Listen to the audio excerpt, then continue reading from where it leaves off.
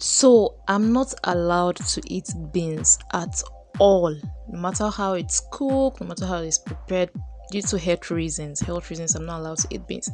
But the day I decide to go against my doctor's orders and eat beans, I usually make sure I prepare it so well and eat a lot of it so that when I'm facing the consequences of my actions, I have this consolation that, well, I shall eat it. I shall eat it in a very good way.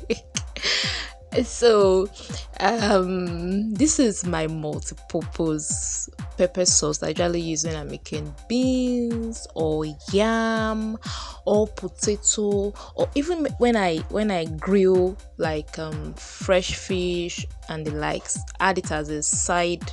There's pepper sauce. So this is the basic way of making it. I will share in subsequent clips how to touch it up.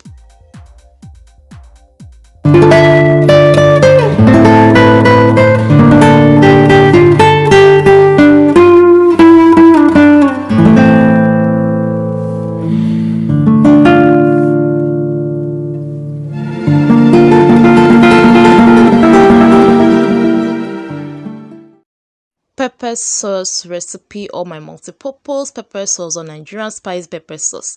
The name is Susan, and my vlog part is all about me sharing fun parts of my recipe channel.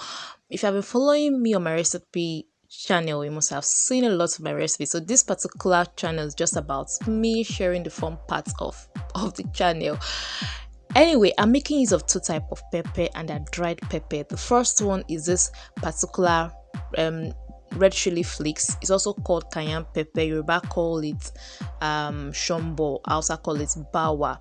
Then followed by the red bell pepper, the big one, the dried one. They call it Tatashe.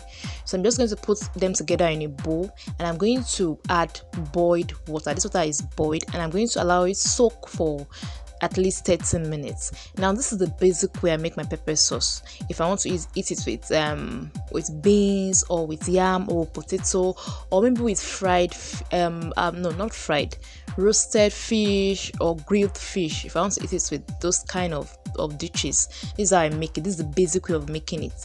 You can decide to touch it up by adding cow skin, your ponmo, or pieces stockfish inside it, or catfish, just pieces. Clean it and pieces inside it is left to you. So now this has soaked for about 30 minutes. I'm just going to remove the seed from the red bell pepper. Remove the seed, and I'm going to rinse it, drain off the water, and I'm going to roughly blend this. So this particular pepper sauce is a combo of two type of pepper, just two type of pepper. I'm not going to add any other pepper to it because it's spicy enough for me. So this is me removing the seed, and then once I'm through, I clean it and I'm going to blend.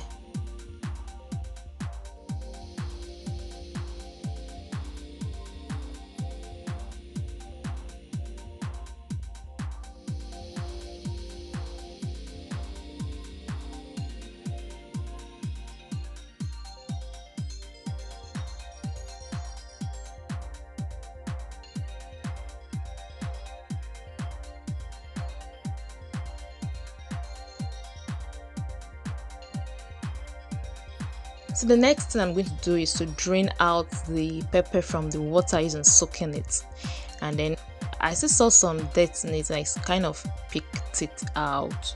So if you're new to my channel, welcome to the family. Let me know where you're watching my video from so that I can give you a very special hug. So the first thing I did was to pour my red oil, palm oil, into my pan. My pan is already heated for a few seconds, and I'm going to allow this bleach very well. The reason why I covered it is because I'm bleaching inside. On the norms, I don't like bleaching my palm oil in the kitchen. I like bleaching it outside, but for today, because of the video, I'm bleaching it inside. So I'm covering it so that the smoke, that the steam or the bleach is generating, it's not going to spread everywhere. So this is it. It's well bleached. I added my chopped onion, And then I forgot to say that when I was blending my peppers, I added onions to it to blend it, a lot of onions to it to blend. So yeah, I'm just frying my onion. I don't want it to be dried, I want it to be translucent, still have some juice in it. So this is my pepper blended with its onion, roughly blended. And then I'm going to pour my grounded pepper into red oil. Be very careful here so that you don't have the oil splattering on you. It's it's very, very, very hot. So I'm using a wooden spoon to stir. If you watched my egusi soup recipe, you see that I love using wooden spoon when I'm making some traditional or local dishes.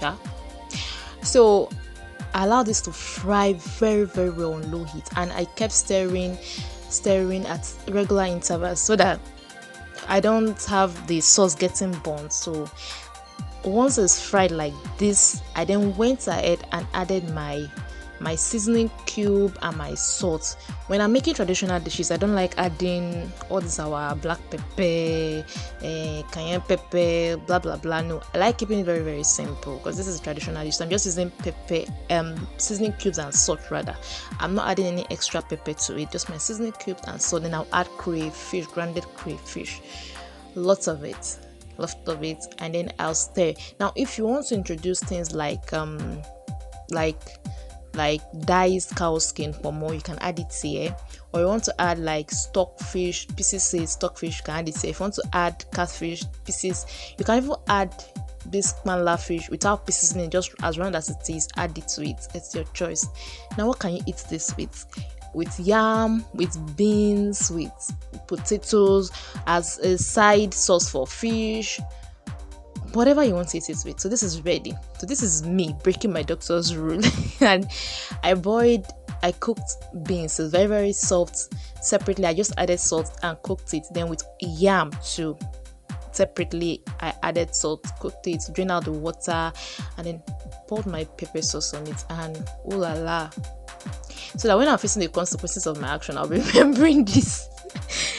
Anyway, if you are still watching, it means you're enjoying the video. Please subscribe, click the like button, turn on the notification bell, and send me a message of where you are watching my video from so that I can send you a special hug.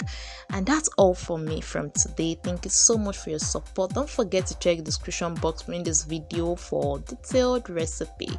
So see you next time. Bye.